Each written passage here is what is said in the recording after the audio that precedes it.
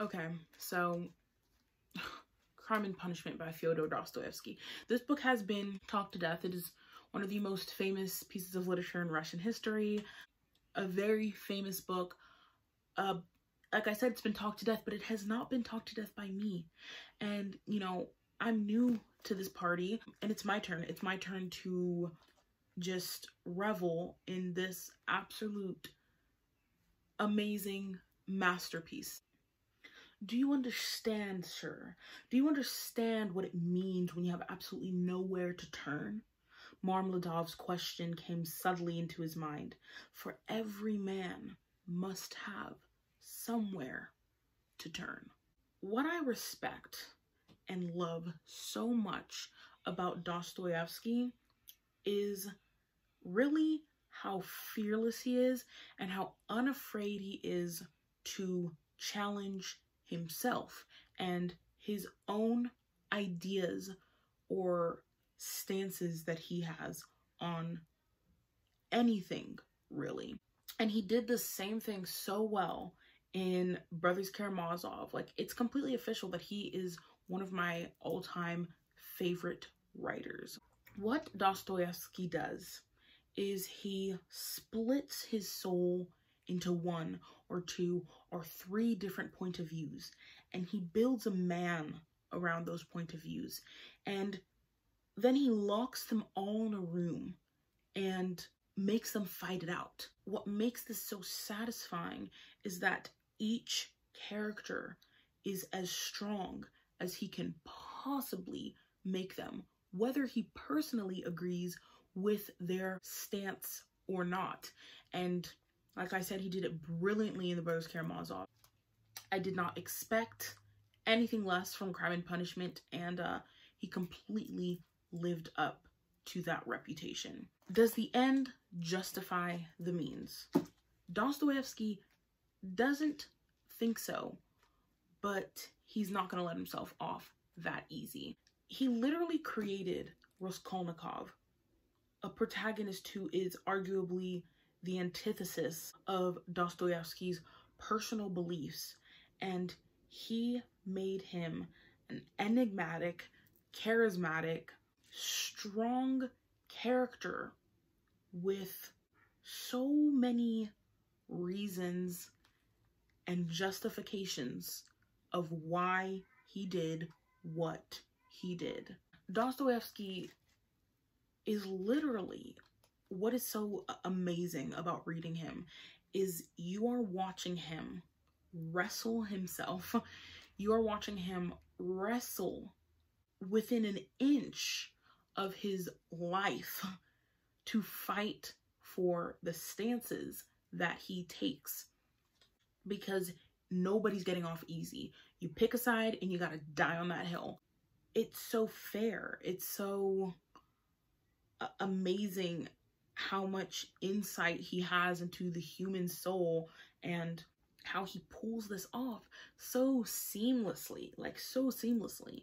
In Crime and Punishment, we have Raskolnikov, who is this kind of down and out college dropout at the moment, who doesn't know where his next meal's coming from, whose family is living in pretty much complete destitution and scrounging for money at every turn.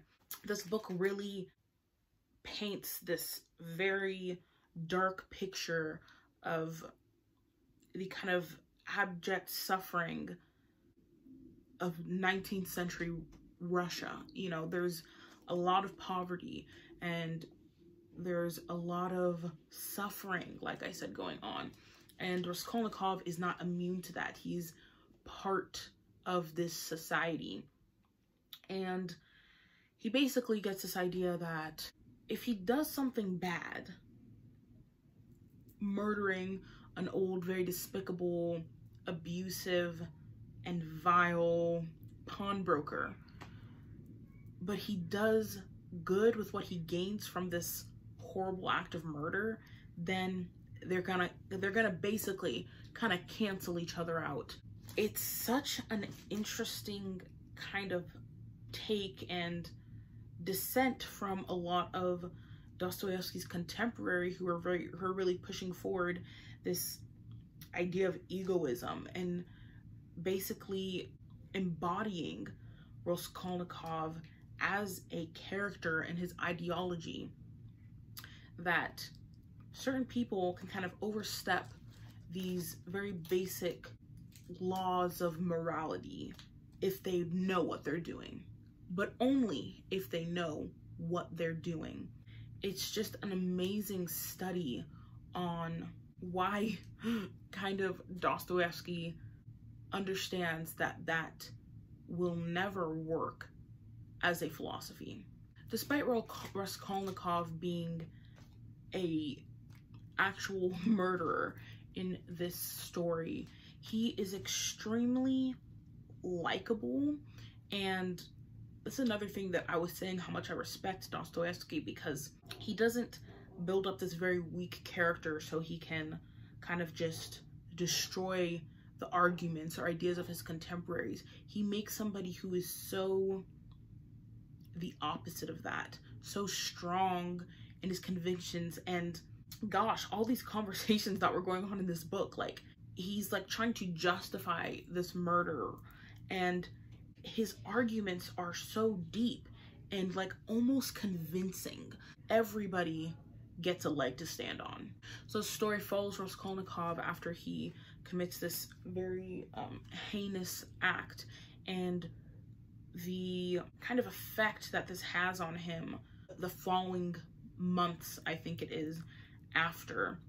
It was just absolutely beautifully done. I love the long conversation in Dostoevsky's work, like just to be able to sit there and kind of be a fly on the wall and take in these long meandering conversations, yet be so completely hooked and be so completely invested in every word that is coming out of everyone's mouth, even though it'll be a 20-page scene of just two people talking. It really goes to show not only his talent as basically a psychologist, but also his talent as just a writer. I marked so many. He's a beautiful writer. His writing is complex, yes, yet it's like completely accessible. It's never like overwhelming, like you don't understand what's going on. He really delves into this idea, well, like I said, making Raskolnikov crazy throughout the book, but also kind of making a lot of sense. And the other thing about Raskolnikov that I also respected about this book was how he was never like a bad person. Like outside of this kind of one act that he does, he's actually quite the opposite, which you get to see a lot of in this book, including people probably remember like that whole horse dream sequence, which really just showed a piece of Raskolnikov's soul. The whole chapter about the young teenage girl who was kind of drunken and wandering through the streets and kind of going to fall prey to this other creepy gentleman. More facts that come out about him in the very end of the book during the court case.